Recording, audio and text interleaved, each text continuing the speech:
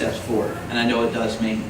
We're starting a new series, really not a really series. Actually, we're going to call this, we're going to go off series. You guys know you've been a part of Radius from the beginning. I mean, we have a series we're going through. There'll be times throughout our journey of Radius for the years to come, we're going to go off series. We're going to have a couple of weeks here and there in between series, and I'm going to use these times just to kind of, as each week progresses to Sunday, asking God, what do you want me to speak for this Sunday? It's going to be separate. It's not maybe coincide with what was spoken the week before. And we're going to call it Out of the Blue. Because it really is going to be kind of one of those things where God, just through the journey with Him and walking with Him, He speaks to me and says, here's what I want. Here's what I know the people at Radius need. This is what my church needs. And so we're going to have it. And so it's kind of a series. But it'll be an ongoing series from now forward. All right? Just next 2 weeks we're going to be Out of the Blue. And then we'll do some Mother Lovin'. And then we'll jump into our next series. And we're going through the book of James coming up. So just kind of give you, that's our heart. So we're going to start today in Matthew, where God has really been leading me in my own personal life. And even through the song that we sang last week at the end, you guys played it, we're going to play it again this week. This is where God's been speaking to me about following Him no matter what it looks like. That's tough, isn't it? I mean, it's tough. Sometimes it's easy. It's easy when everything's great and there's air conditioning that works in the church. And then it's not easy when there's a lot that goes against it or makes it difficult. I will say real quick, if you're hot, we have purposely put a fan out there because it's really cold in that little square room over there, blowing this way. So in case you want to move front and sit over here, neck in the spit pit, it'll be nice and cool for you. No, but we're going to be in Matthew chapter 26 today. We're going to follow just a little bit of the story of Peter. Peter is someone, you look throughout the Bible, he's the guy that I think we would relate to. Kind of speaks before he acts a lot of times, kind of is emotion-driven, like kind of jumps out there and does things and maybe regrets half what he says. And I mean, he's not perfect by any means. If he is, and that gives me good hope that Jesus picked Peter, all right, He can pick any of us, right? And so we see Peter's life, and we see, jumping in Matthew 26, 33 through 35. We're going to look at these just real verses. We're going to jump back a little bit, and then we're going to move forward. All right, with me? So Matthew 26, 33 through 35. This is when the momentum of the moment, the movement of Jesus was at its all-time high. I mean, they had just come in Jerusalem with everybody in the town, laying down the palm leaves, saying, man, the king is here. It's going to be happening. We're finally going to throw off this Roman government. Israel's going to be set back up. Jesus, you're the man. And Peter's like walking behind thinking, I picked the right guy. I did something good for a change. All right. And he's so excited. And Jesus is talking about that people are going to desert him. And he's telling his closest friends, his 12 friends that he spent 3 years with, saying, hey, you know what, you guys? People are going to leave me and deny me. Peter's on this high. He's like, You know what Peter says? Peter declared, even if everyone else deserts you, I will never desert you. All right? Jesus replied, I tell you. And Jesus was, and he does in our life. He loves us, but he's straightforward in our lives sometimes. Jesus says, I tell you the truth, Peter, this very night, before the rooster crows, you'll deny me 3 times that you even knew me. No, Peter said. And says that even if I have to, I'll die with you. I will never deny you. And all the other disciples vowed the same. I mean, can you feel that moment? They're like, Jesus, like, look, it's going to get difficult. You don't understand what's going to happen next. It's going to get hard. And a lot of people are going to leave me. You're going to turn away from me. And Peter's like, no, not me. I just saw what happened. I've been following 3 years. I did you some pretty sweet miracles. I am all in. If you even die, I am going with you. Now, Jesus has a sense of humor. And this is probably one of those moments where you're just like laughing. I was like, well, I'm about ready to die. And I know. And in fact, he says, Peter, it's not. In fact, tonight, after you've boasted about living and dying for me, you're going to deny me 3 times. Have you ever been that? And that was the first week. And then he shoots back. He says, I will always follow you. Because that's where it started. You go back to Matthew chapter 4. You look, and the scripture talks about the first experience that Jesus had with Peter. Peter and his brother Andrew were out fishing, making their living. That's what they've been growing up. That's what their dad had done, and that's what they were doing. And they were following, just doing in the footsteps, making a living. And then all of a sudden, this guy comes up to the seashore and says, hey, Peter and Andrew, come follow me. And what the Bible says, they let go of their nets. They left everything. They left making a living and pursued the calling that God had on them. It was an adventure. They were no longer have to sweat and toil. They thought, man, this guy is calm. There's something special about him. I'm going to follow him. And it was an adventure. There was miracles. And, you can imagine from the get-go, as soon as Peter jumps in with Jesus, all this crazy stuff happens. He's up on this mountain talking, doing all these things. People are coming to follow him. He's feeding 5,000 with fish and loaves. Peter's having the time of his life. There's momentum. There's miracles. God's healing people. He's letting them see. He's letting them walk. He's restoring people's hands. Peter is having fun. He's following Jesus, and he said, man, this is only going to get better. Then what happens? What happens? What happens is Peter's life gets turned upside down. Just 20 verses from when Peter declared, Jesus, I will never, ever leave you. I will never stop following you. We see in the very same chapter, just a few verses down in verse 56, it says this. It says, but this all happened. Jesus is now arrested and taken into capture by the Roman guards. And he says, by this all happened, fulfill the words of the prophets that are recorded in the Scriptures, all that would just happen. At that point, all the disciples deserted and fled. 20 verses. What happened in those 20 verses? You know what happens? That was good. Fear. Right? Everything was going great. You see, for you and me, what happens in the 20 verses of our life? Whatever happens in the period of our time from where we're maybe there was a church service, maybe there was a time you met with somebody, maybe there was an experience you had with Jesus that just inspired you. And say, you know what? I want you to stop just making a living. I just want you to stop just getting by. And I'm calling you to something greater. I'm calling you to an adventure. I'm going to have you see things you've never seen before. And you get excited about God. And you start following Him. But something happens between that and the moment where fear takes over. Peter, who was looking for Jesus to overthrow the Roman government, was now, everything he believed in, everything he thought was going to happen, began to crumble. Everything that he was planning on. Just before, a couple of chapters before, they were arguing who was going to be the greatest. It's like, man, Jesus got this on cruise control. I need to figure out where I'm sitting on the throne, right? It's like, this is done. Everything falls out from under. Our life, it happens to us so many times. We all have those moments where we follow Jesus, and then everything seems to fall out from underneath us. Things that we didn't expect, things that we didn't understand begin to happen.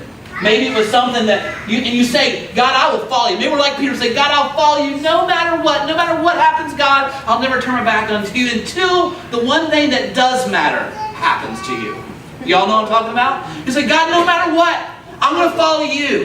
No matter what happens, no matter what happens to me, no matter what happens in society, I'll follow you until that one thing that does matter to us. The one thing you say, God, if you take this from me, if this doesn't work out, or if this doesn't make sense, if this matters, and God, this is where I think I'll draw the line. If something happens to this, then I'm shaken. Now I'm scared. Now I'm full of fear. Maybe it's something that is unforeseen. Maybe you're going through life and everything good. Out of nowhere, something just pops up, right? At work, in your family. Maybe it's a bill that you forgot to pay. Maybe it's a bill that you didn't know you had. It pops up, unforeseen. That seems small, but sometimes when something that big, when you're maybe just making week to week, and all of a sudden you're like, I'm trying to follow you, Jesus, and this has just come up, and I don't know if I can stay faithful to you anymore. Like, why is this happening? Unforeseen. Maybe it's unexpected. Maybe it's a disappointment or hurt. Maybe maybe with your spouse or with your friend or with the church. Something hurts you. Something disappoints you. Something breaks your heart. Maybe it's not just something unexpected and unforeseen. Maybe it's uncontrollable. Maybe you go to the doctor and you come back and you get the diagnosis that you're afraid to get.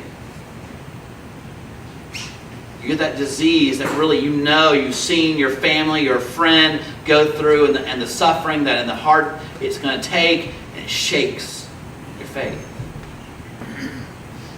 Maybe Sunday you're saying, I love you, Jesus. I want to serve you, Jesus. And then by Tuesday, you're saying, where are you, God? What's going on, God? I feel alone. I feel scared. And then he begins to kind of whisper in the back of your head. Begin to speak lies. If he doesn't care for you, he's forgotten you. You deserve this. This is the end.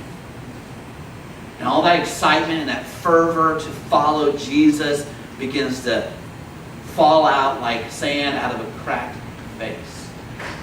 It begins to fall out.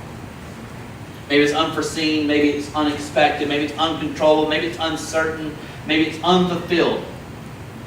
You know what? You were like, man, this is the guy, this is the girl for me, this is the job for me. I think this is just within reach of what I want. This is what I've been dreaming for, and then it fades into dust. Have you ever been there? Yep. The thing that you wanted, the thing that if I could just wrap my arms around this, if I can just get this, then I'll be set. Everything will be okay. I'll be financially stable. I'll have someone, I won't be alone. We get rocked with those moments when we're unfulfilled dreams that we thought we were about ready to put our hands around. And it just fades away into smoke. Let's just be real. In this room, one of us fit in one of those categories or many of those categories. And this is the reality of the experience of what life has been. And it's because of the curse of sin that we experience all of these uns. And in these moments, in these 20-verse moments of our life, where one moment we were excited for Jesus and we were going to follow Him, and no matter what, man, we were passionate. We believed who He was and we believed He had a purpose for us. And then 20 verses later, we're in our darkest place. The floor has fallen out just like Peter had. The guy who had been following was now captured, headed to death. What do we do in those moments? You know what we do? I'll tell you what I do. Maybe you'll relate. I either try to take control. When my life seems to spin out of control, I'm nervous about something happening or not happening, I am tempted to take control of it. If I can just scheme and figure this out, if I begin to manipulate the situation, I gotta take control. Let me ask you, for me, when I take control, it usually ends up being worse. Maybe if you got it figured out, let me know how you can take control of the situation. But every time I do, I screw it up worse, all right? I take control. You know what I'm really doing? I am trying to control a situation that I have no ability or right to control. I can't control it. The other thing I do when I realize I can't control it is I take cover. I don't take control, I take cover. I'm like, all right, it's all over. I'm finding the nearest bunker and hide it. All right? I don't want to deal with it. I want to escape it. If I got whatever it takes for me to escape the situation, because I look at it and it scares me, and it looks at it and it shakes my faith, and it keeps me from following forward. And so either I try to take control of it or I take cover. What those always end in our life. When we try to take control and when I try to take cover, it always ends in guilt and worry and fear. Never do I take control of a situation and look at it when it's done and say, I did pretty good. I feel at peace. Because even if the situation went well in that moment, I go home, go to sleep, well crap, I can do that tomorrow. I did it once and that was awesome, but I don't know if I can maintain that. We find ourselves having no sleep. We find ourselves losing rest and losing peace and losing joy because we've either got to control it or we got to find something that will numb us and hide us from it. It robs us. It robs us of love, joy, and peace. We spent countless times scheming, worrying, afraid.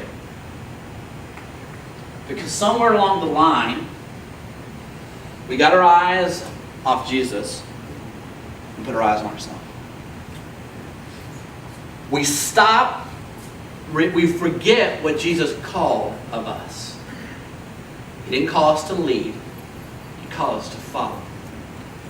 And when we take control and take cover, what we forget is that we're just meant to follow the person that has already walked the journey. And it's not up to us. But let's just be real, right? Let's be real. That's a lot easier said than done. Y'all with me? Yep. I mean, you're like, yeah, you're right, but like, that's right. But I got to walk at those doors a little bit, and I got to go face my life or my situations. And it's easy to talk about, but how do we live it? For me in my life, for a long time, I chose not to follow Jesus, but tried to lead Jesus where I wanted to go. And some moments God was leading me. And He was taking, and I was a youth pastor. Many of you guys know I was a youth pastor in this town. And I mean, I was following what Jesus would call. But then I, for some reason, somewhere along the line, I started thinking that it's mine to control. And I've got to make sure it happens. If it doesn't work out, or if people don't come and this doesn't happen and this doesn't work out, then it's all going to be all falling apart. My life's going to fall apart. I mean, you've probably felt those feelings, but I have. And I began to take control and figure it out and scheme and manipulate. What that did begin to eat away at my very soul and my peace. And what it ended me doing was saying, you know what, God, I need to stop taking control. I need to land this little plane I'm trying to keep in the air. And I need to let you back in control of my life. And I need to take a break. So many of you guys know I took a break from ministry. I stepped out of ministry. You know, you could do that. I thought, like, if you did that, you got struck by lightning. I know what happened. But I knew if I did not stop leading Jesus, following Jesus, and stop trying to do ministry and just let God do ministry through me, then I was going to burn out. I was going to be a plane that just crashed in the hill and there would be nothing left but debris. So me and Amanda took a break for what we thought was a year. We thought in a year our plane would be ready to go again, but God had a lot more He needed to work on in my life. For that first year was done, I was still pretty good, pretty confident. Second year rolls around, like, all right, Jesus, we were supposed to already be back doing things. And he was very silent. He said, I love you. And he was very clear in the moment. But he was very silent about the future. Literally, a year ago, 13, 14 months ago, I never knew that this is where we'd be today. There have been things God placed in my heart, but I didn't know. In April of 2014 was when God revealed it to us, right? I think that was when April 2014. We've been a month. Last March, I had no idea. I was in the dark. I was confused, I was scared, and even though I was turning to Jesus, and then was doing, but God was teaching me. One thing He allowed me to do was He allowed me to work a real job for a change. Not being a pastor, all right? So, you guys know I just do Sundays, right? I go home, I sleep all week, and I get back up and hang out here. I just want to make sure that's clear with you. I don't do anything the rest of the week. I got to do a real job. This job was a security / pilot service. The word we used in the thing was an escort service, but that doesn't translate well. All right, so pastor escort service. They're like, what? Pilot service. I was the guy that would drive the truck that had a little oversized. And our responsibility was to take oversized loads, some up to 20 feet wide. Mike is my brother-in-law. He's in town. He's the one that got me the job. He does that, oversees that. Huge trucks that would barely fit on a highway, on roads that really you can't even call a road, all right? And our responsibility was to move in front of these trucks and to help guide them to the location they get to. And that got really hairy and really scary, and it was really intense. But God, especially looking back now, I saw that God was teaching me a lot about Him in that. Because it's simply, you lay that job down at the very line. The bottom line was, my job was to lead, and that truck's job was to follow. That truck had the experience and knew how to drive a truck, but he did not know the journey that was for his destination. And he had to depend on someone who had already run that, or walked, or rode that journey before. And so he was dependent on me. He had his own skill sets, and I couldn't do some of the things he could do. But in the bottom line, when he had to get to the destination, he had to depend on someone who had already been there. And so I began to look at that, and I think God gave me an opportunity to experience what it looks like to follow Jesus. And just for a few moments, I really want to be done soon. I want to relay some truths that I learned as I was a pilot service truck leading these 18-wheelers to these backhole sites. First thing that always happened when we had a designated spot we would meet at. All right, we would get there and we'd sit down and they would pull up and I'd be sitting there and then you got this truck and you're supposed to escort. So what we would do is either on the CV or I'd walk over to the truck and introduce who I am. I would say, well, here's the channel we're running on, because it's important when you're going on these roads that you have clear communication in the direction you're going, right? I mean, and there's, if you ever run a CV, there's many channels, all right? And there's many people on that channel. And so it's very important that the truck driver would know my voice and know where we were going. And I would walk through and give the details. Not the details, but just kind of, hey, here's where we're going. Be careful. This is going to be kind of a crazy hill up here. It's going to be a little tough here. I'm going to follow you. And the bottom line says, look, man, listen, I'm on 19. Just listen to me and we'll get there safely. The relationship was built on communication. That relationship was only resting in communication. And the same was true about our relationship with Jesus. Jesus says, I want a relationship with you. If you want to follow me, through the journey of ups and downs, through parts of the road that you shouldn't even feel like you can walk on. You take one step off and you're down off in the ravine, or the moments where you're not sure which direction to take. Jesus said, I want relationship with you because a relationship with me is built in communication. You've got to be able to trust that person. And you know you cannot trust someone you do not know? It's really hard. I don't know you. I don't know if I'm going to follow you. Hey, if I some strange person walks in, hey, come follow me down this alley. I don't know you. Probably not going to follow you. No. If I didn't know Jimmy, and he stood up and walked out of a dark corner and said, follow me, I'm going the other direction. Let's just make it clear. Because I know Jimmy. He says, follow me. I'm like, all right, we're going to do some crazy adventure. Let's roll. Why? Because I know Jimmy. Because I trust him because I know him. See, if we're meant to follow Jesus, it begins in the context of relationship. You must be on the same channel. You must be on the channel of communicating with God. You see, our purpose, why, if you know, come to gather at Radius, we gather to hear from and speak to God because only through Him and His power and His wisdom, because He has walked the journey ahead of us. Hebrews chapter said, He has run the race ahead of us. He is the author and finisher of our faith. He has run the entire course for you and me. And He doesn't expect you to run it on your own. He won it so He could speak it and lead you. For you in your journey, wherever you're at, maybe you're in a great place or in a negative place. Let me tell you, if you're in a great place, you're going to probably find something negative coming up. If you're in a negative place, you may not believe there's something good coming up. But the fact of the matter, wherever you find yourself, communication is key.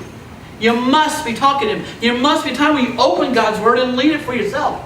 God wants to speak to you on a daily basis. There must be a time when you just talk to Him and share your concern. I'm not talking about some ritual prayer. I'm talking about you being real with God and telling Him exactly what fears you have and how you're ticked off at Him and how you don't understand this situation. Just getting real with God. Because when you get real with God, God will become more real to you. You stop playing the games and stop just doing religious things and say, you know what, God, I'm going to open it all up to you and let's see what happens. And you will find God open Himself up to you more in a more impactful and deeper way than you could ever imagine. But we must, to begin a journey, we must build it on relationship and have it in the context of conversation and communication. There's a verse that I think Jesus, that definitely God had on His heart when He knew that we were going to go through the ups and downs of our journey. Proverbs 3, 5, and 6, some verses that really I love, and verses that have really helped me as I've gone through the ups and the really lows of following Jesus. When life has been good and when life seems to be crumbling at the edges. It says this, trust in the Lord with all of your heart. Lean not unto your own understanding. In all your ways acknowledge Him, and He will direct your paths. He will make your paths straight. Let's say it again. You guys want to read this again. I want you to take this verse and not make it a context. I'm reading a verse at church. I just like the pastor read it. I want you to personalize this verse. I want you to know that Jesus is speaking to you in your journey. Trust in the Lord with all of your heart. Lean not into your own understanding. In all of your ways, submit to Him, and He will make your path straight. For me, trust with everything that I am, with all that I have. Not lean on my schemes. Do not lean on my understanding, right? I look at what life in front of me, I figure out this is what it looks like, this is what I think is going to happen, so I better deal something with what I can understand and what I can see. Lean on to my schemes. In all my ways, seek Him. Just like a little boy and a little girl looking for his dad and mom when they're out in little pee-wee baseball, t-ball, and they're about ready to hit. What are they doing? I remember when Zeke played basketball, I had to tell him, quit looking for me. Stop looking for me. He'd do one good move and be like, I'm like, get back up. They're running down the court. You know, I'm like, man, we know what that is? He is constantly looking as he's making decisions. What does his dad think? What is his dad thinking?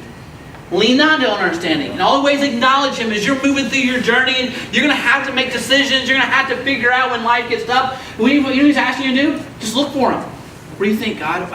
Is this the way you want me to go? Is this the right choice? Acknowledge Him. And here's the promise He gives. He will make your paths straight.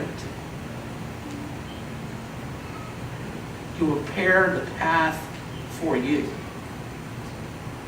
The path may have rocks and it may be uphill sometimes and it may be downhill, but we can rest assured that the King of the universe, the one that spoke the world into existence, has the ability to make your path and lead you. Let's follow him.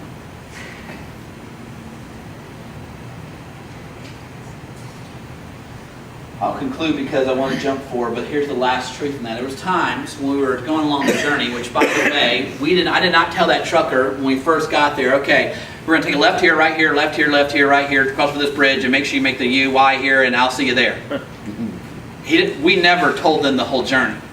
In fact, as escort, as pilot search drivers, we had to memorize points on every journey. We had to say, we're going from Round Rock to White Church, and White Church to the Y split, and Y split, take a right. And we would only tell him, as we were on that CB the whole time talking to him, we'd say, okay, we're at White Church, we're going to Y split, we're going to take a right at Y split. Now we wouldn't say anything more. We get to Y split, and we take the left, and then we say, all right, well, Y split to Big Round Boulder. Those professional terms back then, huh? And sure enough, we'd see the boulder, and then we would speak the next part. You know what the truth of the matter is? Jesus does the same for us. In our journey, he will not tell us the whole story. He will not tell us the whole adventure, because the journey in itself is just as important as the destination. What God wants to do in your life, you will be found in the journey and not in the destination. Him revealing who he is and who you are will be discovered in the step-by-step journey. You see, Shadrach, Meshach, and Abednego had to go through the fiery furnace to understand who God was. You see, Mary and Martha had to wait when they saw their brother die for Jesus to show up. He did not solve everything. He went to Peter and said, Peter, you're going to die me. He could have told the rest of the story. Peter, you're going to die, and then I'm going to die. Then I'm going to rise from the dead. I'm going to come see you. It's going to be all good again. And then you're going to help me start the church. It's going to be awesome. He could have said everything, told Peter the whole story, but he didn't, because he understood that each step of the journey was an important point to learn more about yourself and learn more about God. And here's what happened. We'd tell the story, and we never get out of sight of the truck as we were escorting them. We never do, except one time. There was occasions when we got into really crazy curves. And we tell the truck driver, and Mike would agree, there's only time we were responsible to always be in sight of the truck, except one time. When we had a dangerous curve we had to get around, we say, okay, you need to slow down. We're going to get around this curve. We're going to clear the curve for you. Wait, and then when you hear us to go, you go. You won't hear anything else, because I'm going to be outside waving the flag, making sure nobody else comes around these corners. Because when these trucks took these corners, it was both lanes, and anything coming in the other direction, it was over. And so I was responsible for one thing, getting the truck through the curve. But in those curves, it was where it was scary. It was in those curves where I was the most silent. I was no longer on the radio. I was keeping the other traffic at bay. And the truck had to lean into the curve. We all have curves in our life, don't we? Mm-hmm. Don't we? Moments where God gets silent. Moments where we don't hear from Him. We don't see Him. We don't sense Him. Right? It's in those curves of life that we start to swerve. I don't see Him any longer. I don't hear Him. And then He begins to whisper, He hates you. You've messed up. He's left you. And those moments, the curves of our life, wherever they come, maybe it's a curve in your marriage, maybe it's a curve in your job, maybe it's a curve in your personal life, where God is silent, we begin to get really nervous and we are tempted to stop, back up, or swerve out of the way. Just stop. I don't want to do that. I'm too scared. But we used to tell the truck drivers this. We're going to be silent. You listen to the last command. You go on the last command until I give you something new. And when I said the road is clear, it'd be amazing. These hundreds of thousand-pound vehicles I'd be sitting, you couldn't see this huge curve, and I'd look in my rear mirror, I'd have my flag out, and all of a sudden it may take minutes because it was a big curve around a big hill, and I was quiet, and I knew I couldn't say that. I didn't want to distract the driver. I had an important responsibility, but as that truck began to come around that curve, you would be amazed to see these truckers they would be in both lanes. They had no idea what was coming around the corner, but they did not question, because they had faith that I was around the corner taking care of things. And do you hear the truth in that? Mm-hmm. In your life, in the curves of your life, when you don't hear from God, remember the last thing He told you and stay true to that. No matter what else is in your life, Jesus said, I will never leave you and I will never forsake you. What Jesus said to you is, I have a plan for your life. I have a purpose for your identity. I have gone before you. I have paved the street. And I promise you, I'm not going to leave you. Just trust and lean into the curves of your life. And when you choose to stay faithful and lean in the curve, you'll come around the corner, you're going to see God there. And you're going to see that He had never left. He was preparing the next step of the journey for you. How do we follow Jesus? It's tough. It's not fun. It gets hard. But can I tell you, you were destined for something that God has in your journey here. He wants to reveal Himself to you in a greater way. And the enemy does not want you to hear that. I don't need this. Look, God has a plan for life. He loves you. Quit swerving.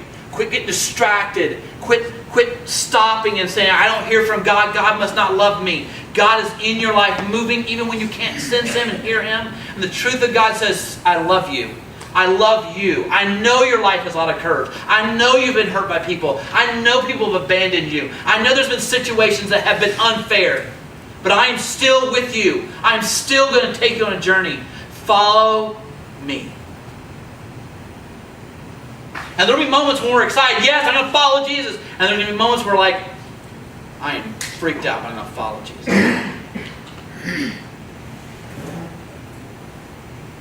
Follow Jesus.